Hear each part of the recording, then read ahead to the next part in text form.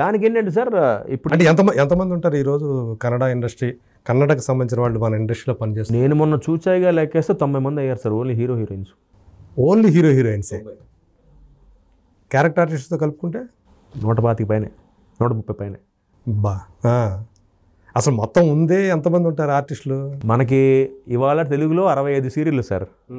65లో average 6 లెక్కేసుకుంటే మీరు 400 చిల్లర అనుకోండి, అందులో 1/3 వాళ్ళే ఉన్నారు.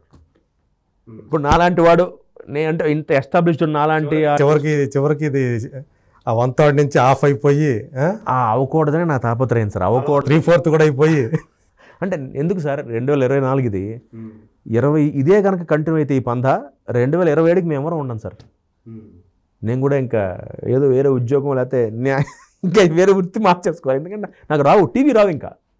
ఎందుకంటే ఇప్పటికీ నన్ను ఎందుకు పిలుస్తారంటే, అదే నా అదృష్టం ఏంటంటే కౌశిక్ నాడు మంచి ఆర్టిస్టు, బిహేవియర్ టైంకి వస్తాడు, వాడిని పెట్టుకుంటే మనకి వర్క్ త్వరగా అవుతుంది అని నన్ను అభిమానించే వాళ్ళు పెట్టుకోవాలి తప్ప.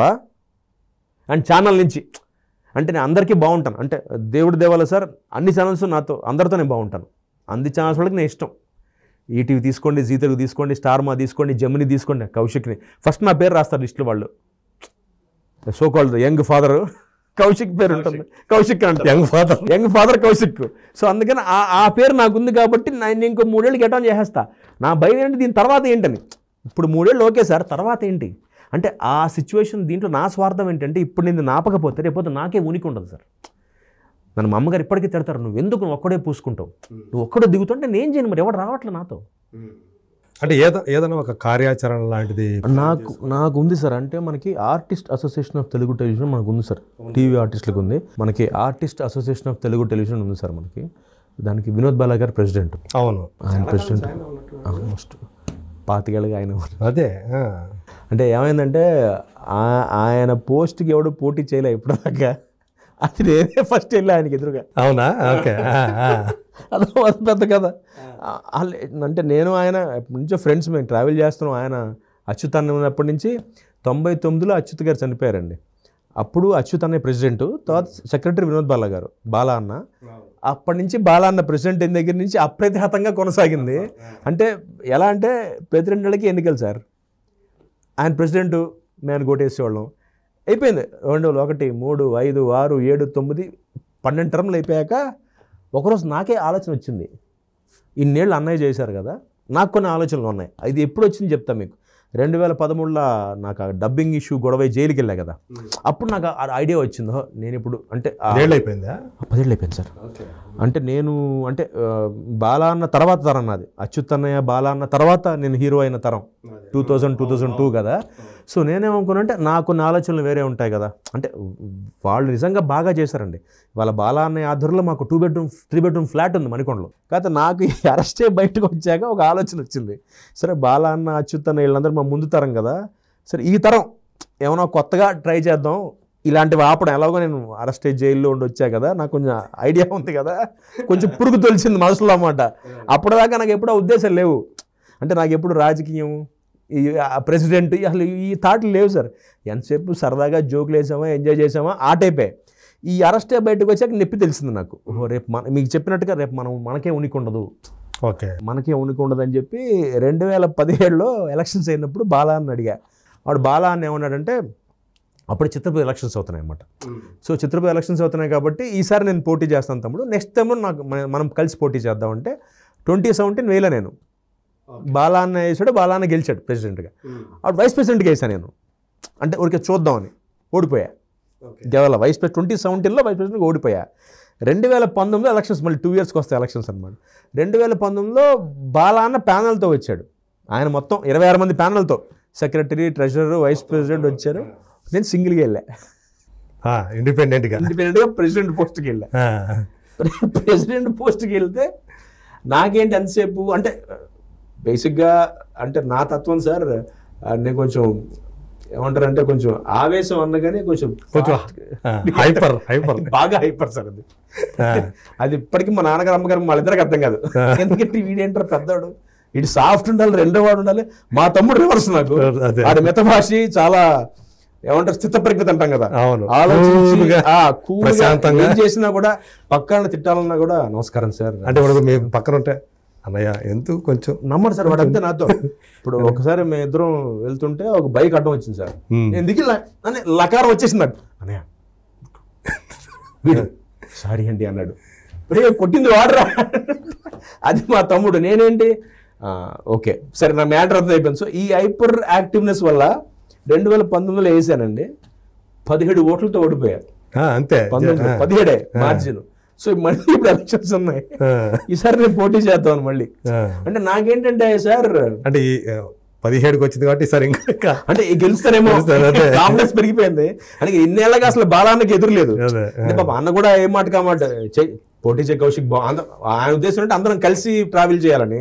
నా స్వార్థం ఏంటి, ఇప్పుడు ఆ ఎలక్షన్ రోజు మళ్ళీ మా అసిస్టెంట్ ఖర్చు పెట్టారు కదా. సో నేను బాలాన్నతో అన్నాను ఈసారి డ్రాప్ అయిపోనా, యునానిమస్ గా అయిపోతాను నా తాపత్రయం. బాలాన్న అలా ఎందుకు కౌశిక్ నువ్వే నేను వేద్దాం అని. ఇప్పుడు నాదేంటంటే ఇప్పుడు నాకు ఆయనతో శత్రుత్వం లేదు, నా ఫ్రెండే కదా. సో మళ్ళీ బాలాన్న మీద మళ్ళీ నేను ఒక 2 లక్షలు డబ్బులు అసోసియేషన్ డబ్బులు ఖర్చు పెట్టి ఎలక్షన్స్ కి పేపర్లు పాంప్లెట్లు వేయించి ఎందుకు ఎన్ని గోలా అన్న నువ్వు దిగిపో అంటే నగేశ్వర చూశాడు కౌశిక్ అన్న దిగిపోనా ఇన్నేళ్ళు చేశాను నేను దీని చుట్టా అన్న. అంటే కాదు మనం దీని కాన్స్టిట్యూషనల్ ప్రకారంగా వెళ్దాం అన్నాడు. ఓకే అన్న ఈసారి ఎలక్షన్స్ లో ఈసారి నేను మళ్ళీ పోటీ సిద్ధపడుతున్నా.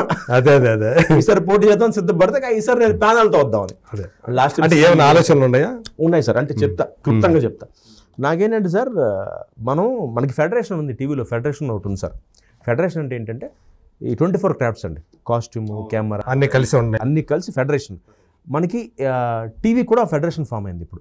ఓకే సినిమాకి ఎలా ఉందో సినిమా ఫెడరేషన్, టీవీ ఫెడరేషన్ ఉంది. కానీ అందులో ఏ ఆర్టిస్టులు లేవు. ఓకే ఆర్టిస్టులు ఇప్పటిదాకా దాంట్లో ఫెడరేషన్ లేవు మేము. అంటే మిగతా అన్ని క్రాఫ్ట్స్ ఉన్నాయి, మేకప్ కాస్ట్యూము లైటింగ్ లైట్ అన్నీ ఉన్నాయి ఎక్సెప్ట్ ఆర్టిస్ట్. ఓకే నేను ప్రెసిడెంట్ అయితే ఎలక్షన్లో సినిమా దాంట్లో కూడా ఆర్టిస్టులు ఉంటారు ఫెడరేషన్లో ఉండరు. కాకపోతే నేను పెడతా అంటే అది చెప్పచ్చా, నేను ప్రెసిడెంట్ అయితే పోటీ చేసి గెలిస్తే బాలాన్న మీద గెలిస్తే ఫెడరేషన్లో మంద కూడా ఫెడరేషన్లోకి దీన్ని తీసుకెళ్దాం నాకు. అంటే ఆర్టిస్ట్ అసోసియేషన్ని ఫెడరేషన్లోకి తీసుకెళ్తే అంటే ఎగ్జాంపుల్ చెప్తాను సార్.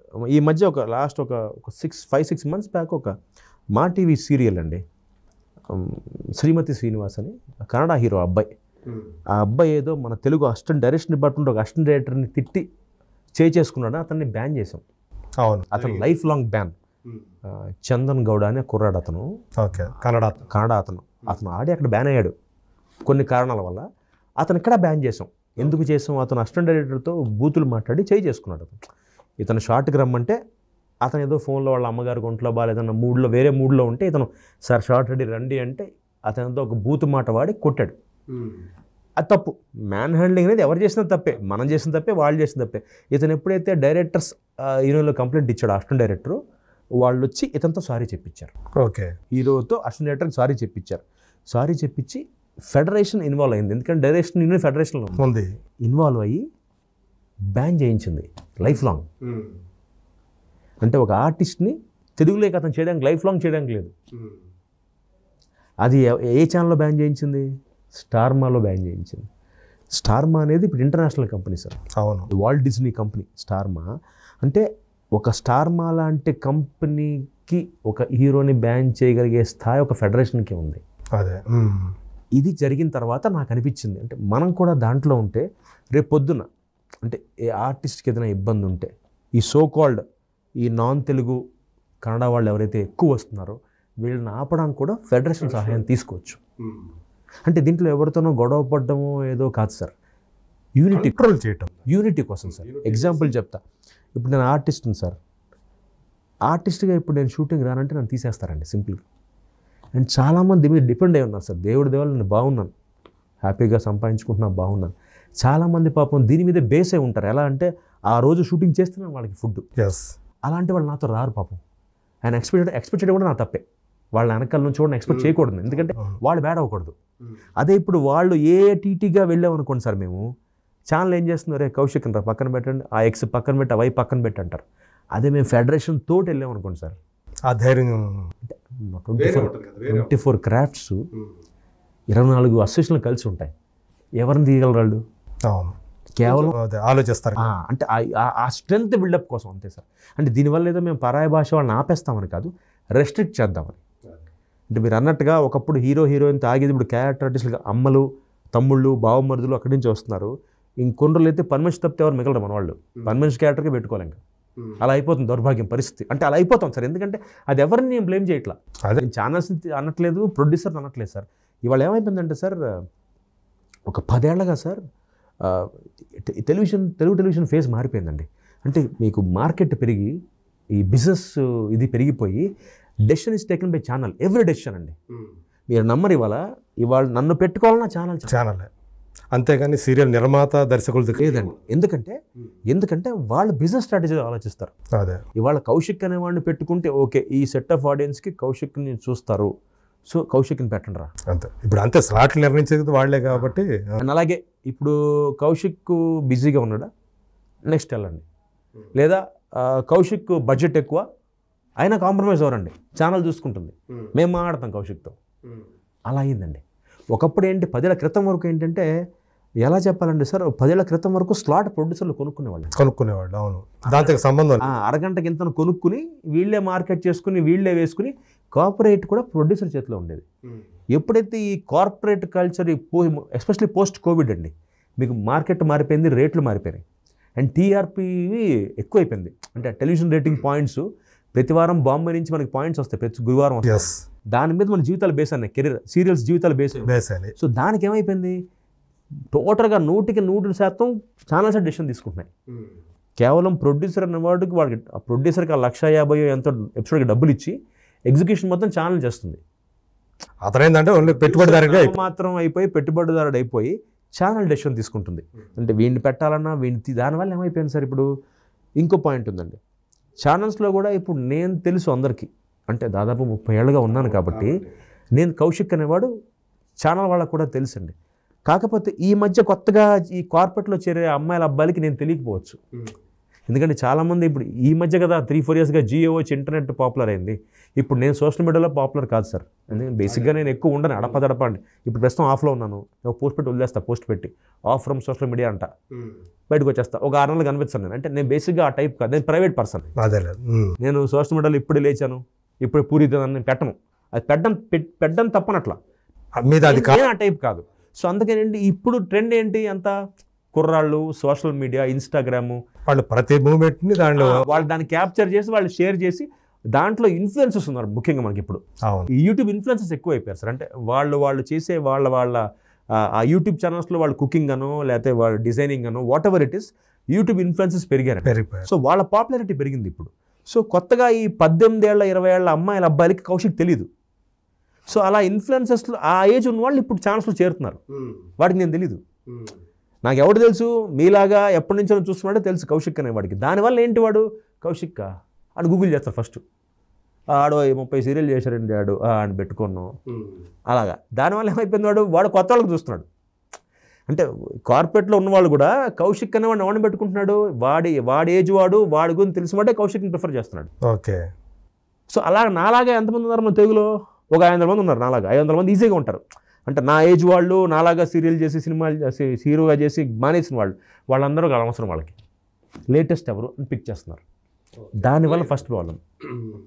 దానివల్ల ప్రాబ్లం వచ్చి ఆ అవకాశాలు ఆర్టిస్టుల దాకా రావట్లే. అండ్ ఇంకోటి, మీరు ప్రొడ్యూసర్ సార్, నేను మామూలుగా నేను 20,000 తీసుకుంటాను రోజుకి, మన ఇద్దరం ఫ్రెండ్స్, నేను మీకు 10,000కే చేస్తా, మీరు నా పేరు చెప్తారు ఛానల్లో, నేను కౌశిక్ని పెట్టుకుంటాను. కుదరదు, నాకు ఇంకో ఎక్స్ కావాలంటాడు. మీకు ఆప్షన్ ఉండదు, మీ ఫ్రెండ్షిప్ ఇక్కడ. మీరు సారీ కౌశిక్ ఏమనుకోద్దయ్యా, నువ్వు నాకు 10,000కి చేస్తానని నేను పెట్టుకున్నాను, ఎందుకంటే మీ చేతిలో లేదు సార్. అలా అయిపోయింది ఇప్పుడు. అంటే ఏంటి, ప్రొడ్యూసర్కి ఫేవర్ ఉంటుంది. ఇప్పుడు నన్ను అందరు ప్రొడ్యూసర్లు అంటారు, నాకు కౌశిక్ కంఫర్టబుల్ అంటే నేనేంటి సార్, రూపాయి చూసుకోను, తీసుకుంటా, నా స్థాయి పేమెంట్ తీసుకుంటా, మరీ 2,000 బేరం అన్నాను, చేద్దామని చేసేస్తాను నేను. సో అక్కడ ఏంటి, ఆ అడ్వాంటేజ్ ప్రొడ్యూసర్కి ఉన్నప్పుడు ఛానల్కి ఏంటి, ఇప్పుడు బహుశా కౌశిక్ని మొన్న వేరే సీరియల్లో చూసామండి, ఆయన వద్దు కొంచెం కొత్తగా వెళ్దాం ఉంటారు. వీడికేంటి, మా కౌశిక్ని పెట్టుకుంటే బాగుంటుంది, నాకు కంఫర్ట్గా ఉంటుంది, కంఫర్ట్ లేట్ అయినా ఉంటాడు. ఇప్పుడు ఆడు కొత్త పెట్టుకుని ఆడికి ఫ్లైట్ ఇచ్చి ఆడికి చికెన్ పెట్టి ఆడికి బయట నుంచి ఫుడ్ తెప్పించి ఈ పులిహోరలు మీరు ఆలోచిస్తారు. సో ఇది సినియర్ ప్రస్తుతం. ఓకే, అట్లా అయిపోయింది.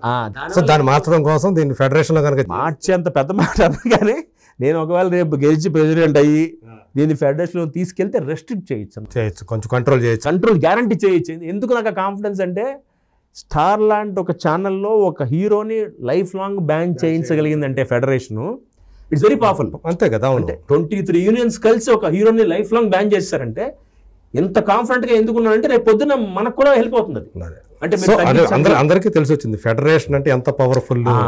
అంటే దానికోసం సింగిల్గా ఫైట్ చేస్తే మాకు అవకాశం ఉండదు, మేము పర్సనల్ అయిపోతుంది మ్యాటర్. సో చూద్దాం అంటే రాబోయే ఎలక్షన్స్ లో కౌశిక్ బాల మీద అంటే వినోద్ బాల అన్న మీద గెలుస్తానో గెలవో సెకండరీ, పోటీ చేసే ఉద్దేశం మాత్రం నాకు ఉంది. సరే ఇన్నేళ్లలో 33 సంవత్సరాల కెరీర్లో ఆర్థికంగా బాగా సంపాదించుకున్నాడా కౌశిక్? లేదు సార్. అంటే ఇన్ని సీరియల్స్ చేసాడు కదా, దాదాపు 40 సీరియల్ ఇంకా ఎక్కువ చేస్తుంటాడు. 30 అంటే టెక్నికల్ గా main characters 32 serial sir, guest గా 8 సీరియల్, ఓకే, హీరోగా 18 సీరియల్, హీరోగా, క్యారెక్టర్ ఆర్టిస్ట్ గా 12, గెస్ట్ గా 8, విలన్ గా 4. ఇది సార్ ప్రొఫైల్. ఓకే. అయితే పెద్ద నాకు రావాల్సిన 16 లక్షలు ఉన్నాయి సార్. అవునా? 16 లక్షలు నాకు రావాల్సినవి ఉన్నాయి. అంటే వస్తాయా ఆశ వదిలేసుకున్నాయి సార్, అవి ఎప్పుడో నీళ్ళు వదిలేసానండి.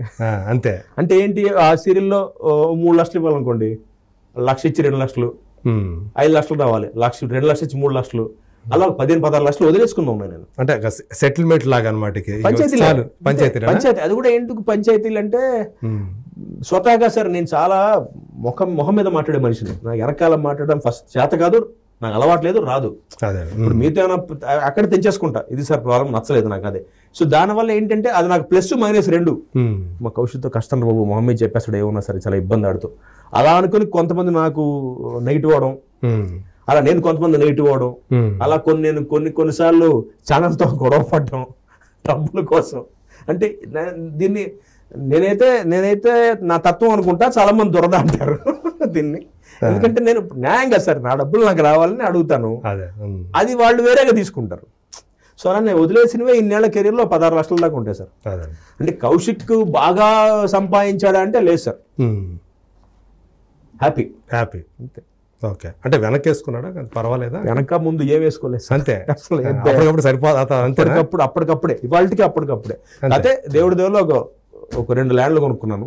ఓకే, పర్వాలేదు. అంతేగాని భారీగా బయట అనుకున్నట్టుగా కౌశిక్ అసలు కాదు, వెనక ముందు పక్కన ఏం వేసుకోలేదు.